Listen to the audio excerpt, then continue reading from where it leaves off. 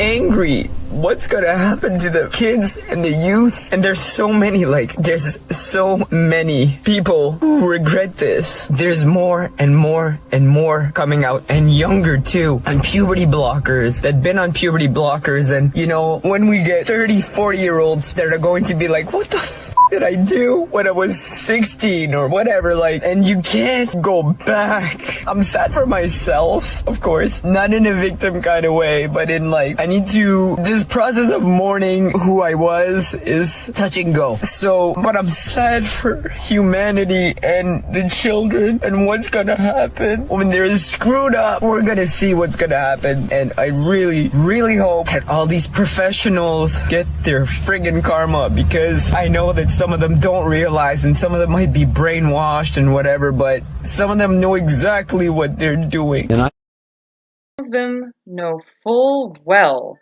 that they're ruining the lives of people everywhere, and unfortunately it is leading to ruining the lives of children who haven't even had a chance to really have an adult life yet. They know exactly what they're doing.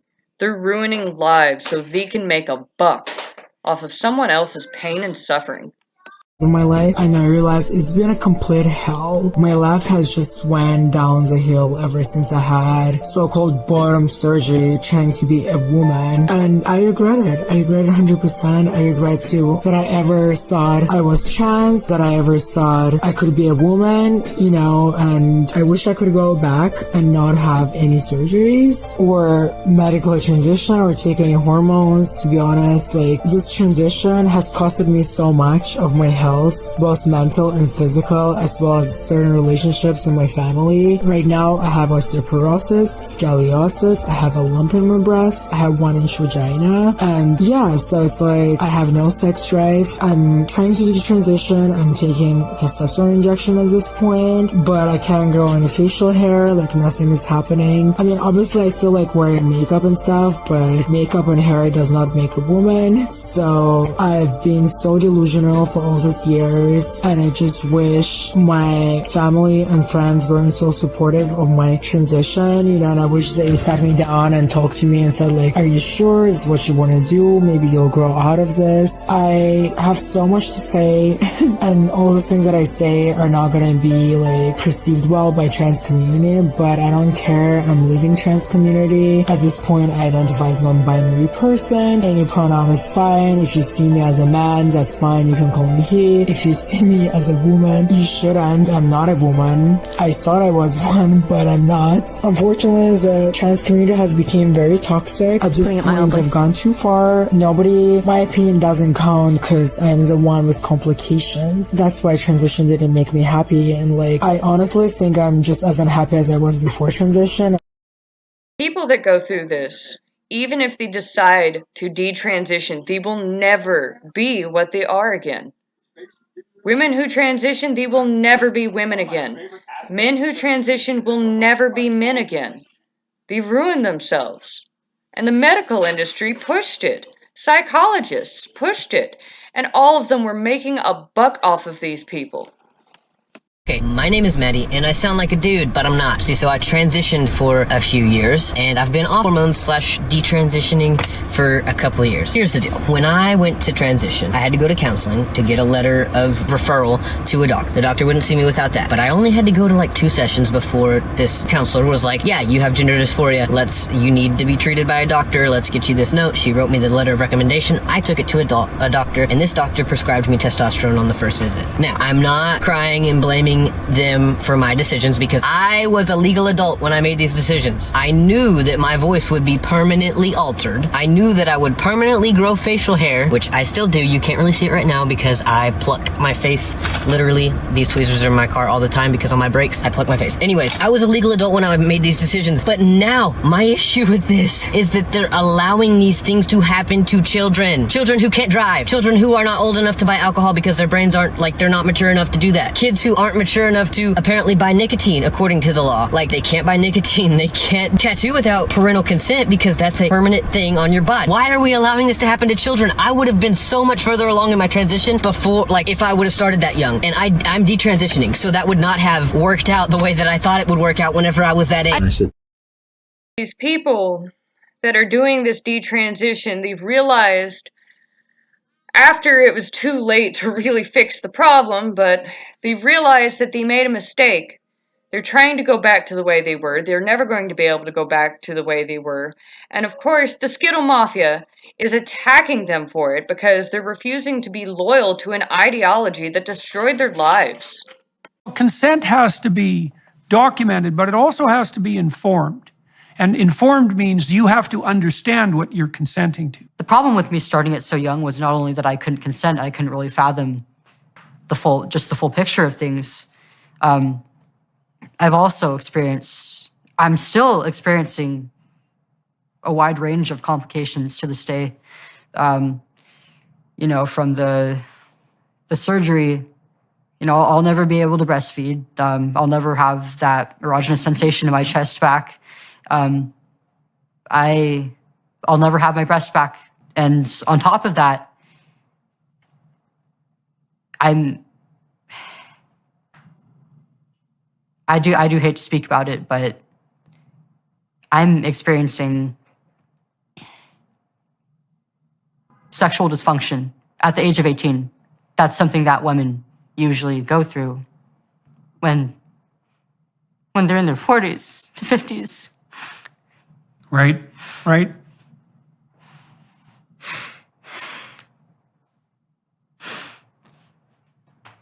How was I supposed to know? So you're in this. This sounds really like hell. You're already a confused teenager.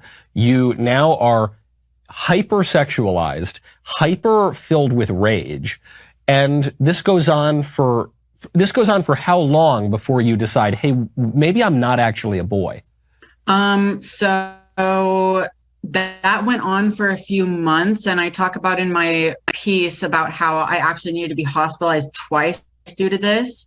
And sometime after, and just as a side note, not once in either of my hospitalizations or any of my mental health treatment that I was receiving because of these extreme symptoms was the testosterone ever mentioned. That was never brought up. Like I would write down, I'm a biological female, F, and I'm on 100 milligrams a week of testosterone. But none of these psychiatrists and none of these nurses and none of these doctors ever mentioned that testosterone as possibly a reason for my experience. Well, I learned my lesson, but my breasts are never coming back. And it's a much more profound loss than I have ever, it's a worse mistake than I've ever made in my life. Ever before. I absolutely felt like my life was ruined. This person says, I am so bitter. The trans community says that if you detransition and regret what you did to yourself, you have no one to blame but you. But I was 10. I was 10 years old, I was obese, and I already looked more like a boy than a girl. I despised myself. The internet told me that this was a way out. They gave me tips on hiding from my parents who wanted nothing for me but not to make a huge mistake. I am 17 now. My breasts are completely stunted. I have a severe eating disorder, and I've never had a boyfriend. I ruined myself at 10 years old, and the community that once encouraged me now turns their back and ridicules me. I am so bitter.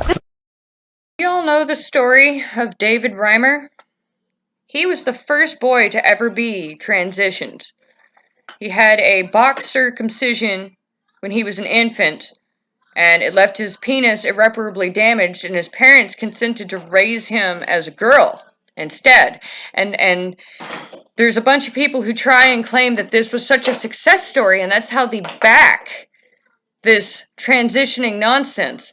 But it wasn't a success story. The man, he eventually killed himself because he couldn't stand what had been done to him. I mean, granted, when he got older, after, he realized that he had been used as a guinea pig in some twisted narcissist experiment,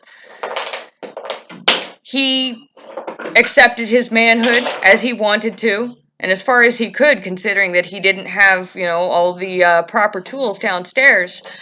But, he got married, he had kids, but it was still something that was so hard for him to deal with that he killed himself over it. And David Reimer's story is the story that they use to say, see, transitioning works. But it didn't work, and it doesn't work, And it's only ruining people. It's one thing for an adult to choose to do this to themselves. I don't think it's right. I think that if they do choose to do something like this to themselves, they have a mental illness and they really need to seek help in other areas. But if that's what they want to do and they are adults, fine, but I don't agree with it and I think it's wrong. But the main concern here is that they are pushing this onto children. They're making this to where parents don't even have the right to say, no, don't do that to my child. The Washington State Senate just passed Senate Bill 5599, allowing the state to hide children from their parents. No allegation of abuse is required, just the child's delusional desire to change the gender of their own body. The bill compels state-licensed youth shelters to act as accomplices in castrating children without their parents' knowledge, and allocates over $7 million to pay for the surgical and pharmaceutical castrations.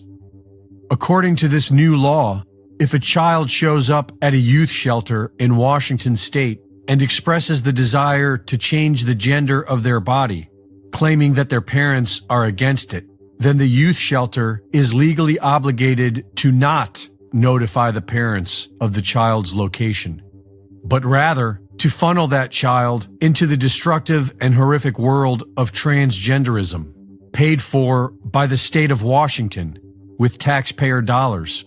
And it's not limited to Washington residences. Any young, confused, runaway child can now make their way to Washington to get castrated by the government without their parents ever being notified. The agenda to destroy Christian culture and the family was further demonstrated last month when scores of UN judges published the 8 March Principles for a Human Rights-Based Approach to Criminal Law Proscribing Conduct Associated with Sex, Reproduction, Drug Use, HIV, Homelessness, and Poverty. The document states that these principles should be of immediate relevance to legislators, judges, and prosecutors at all levels. These principles include the right to abortion and transgender surgeries. They recommend the legalization of prostitution and all drug use. But the real offense is buried at the end of Principle 16, consensual sexual conduct, where it states that sexual conduct involving persons below the domestically prescribed minimum age of consent to sex may be consensual in fact, if not in law. In this context, the enforcement of criminal law should reflect the rights and capacity of persons under 18 years of age to make decisions about engaging in consensual sexual conduct and their right to be heard in matters concerning them. And the reason for this was perhaps best summarized by communist Marxist Vladimir Lenin when he said, "Give me 4 years to teach the children, and the seed I have sown will never be uprooted." Reporting for InfoWars, this is Greg Reese.